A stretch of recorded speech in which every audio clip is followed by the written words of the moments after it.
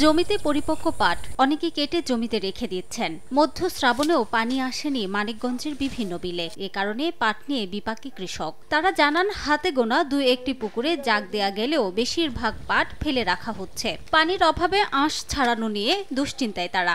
বানের পানি না আসলে এবছর ফলন বিপর্যয়ের আশঙ্কা তাদের। বানের পানি নাই, আমরা এখন সংকটে আছি। এই পাট জাগ দেওয়ার কায়দাই নাই। পাট বুনছি, পাট বাত্রিয়ে মরে যাইতেছে, জাগ দেওয়ার মতো জায়গা নাই। পানির খুব ক্রাইসিস, পাট নিয়ে খুব বিপদ। আমরা অর্ধেক মানুষের পাট মরে যাব শুকনায় করে। টাকার বিনিময়ে জাগ দিতেছে। একটা জাগ দিলে মনে করলেন যে ১,৫০০ করে টাকা নিতেছে। পাটের ভালো ফলন পেতে রিবন পদ্ধতি ব্যবহারের পরামর্শ কৃষি বিভাগের। পাটের আবাদ মানিকগঞ্জ জেলাতে ধীরে ধীরে কমে আসছে।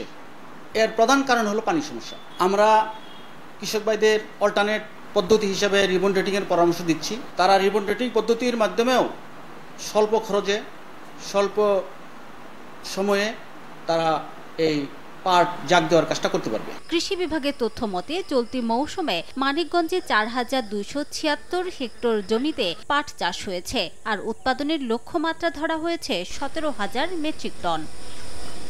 সময় সংবাদ, মানিকগঞ্জ।